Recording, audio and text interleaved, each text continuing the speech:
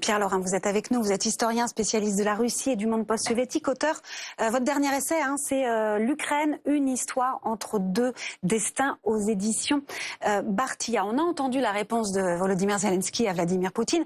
Vladimir Poutine qui en fait continue de réécrire l'histoire et qui présente la Russie comme la seule héritière de la victoire contre le mal.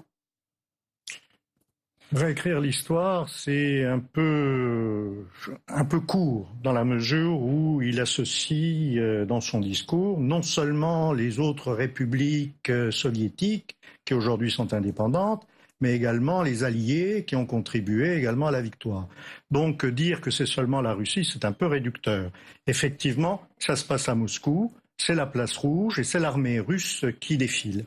Mais en dehors de cela, le discours qui était relativement court était assez fédérateur. Il ne cherchait pas à marquer une différence extraordinaire, en tout cas par rapport aux autres années. Justement, on pouvait s'attendre peut-être à un ton un peu plus martial cette année. Ça n'a pas été le cas pour vous ? Oui, ça n'a pas été le cas et je crois que ça tient à la personnalité de Vladimir Poutine. Tout le monde l'attendait le 9 mai. Soit il allait proclamer la victoire, soit il allait proclamer la mobilisation ou la mobilisation générale. Eh bien non.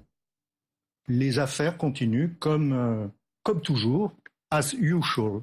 Et je crois que c'est une sorte de pied de nez qu'il a fait à toute la presse occidentale et aux leaders occidentaux qui espéraient quoi ? Ils espéraient des décisions alors que la situation continue sur le terrain de la même manière qu'hier et certainement que demain. Donc en gros, c'est avant tout de la propagande pour les Russes, pour son pays. Oui, et puis un message en direction des Occidentaux en disant, bon, nous sommes effectivement, vous l'avez dit, droit dans nos bottes et nous savons ce que nous faisons, pourquoi nous le faisons.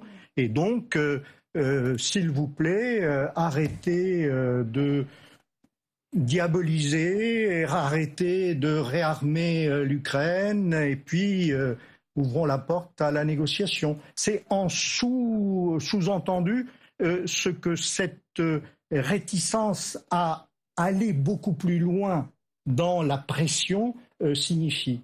L'ouverture à la négociation, réellement, c'est ce qu'il dit là aujourd'hui aux Occidentaux ? Je crois qu'à partir du moment où il explique que les Occidentaux, enfin les pays qui ont de la grande alliance contre le nazisme ont vaincu tous ensemble, cela tend à vouloir introduire à nouveau la Russie dans un ensemble qui aujourd'hui est complètement fracturé.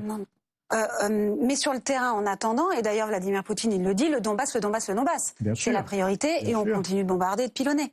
Bien sûr. Mais parce que le Donbass, c'est la priorité de l'offensive russe actuelle. Il faut, pour le Kremlin, le Donbass doit être libéré. Sauf que ça avance doucement, on va dire, pour la Russie. Il est très difficile de lancer une offensive massive dans un terrain qui est très boisé et surtout très montagneux, enfin très vallonné. L'armée russe progresse lentement, mais tout de même, c'est à peu près le rythme d'avancée que l'on pense devoir être celui d'une armée dans ces conditions-là.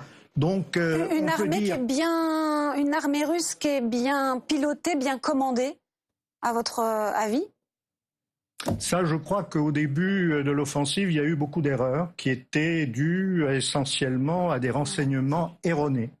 Et d'ailleurs, l'un des principaux responsables de ces renseignements erronés, non seulement a été démis de ses fonctions, il s'agit du général Bessieda, Sergueï Bessieda, mais il a été également emprisonné. Il est actuellement dans une prison de haute sécurité à Moscou.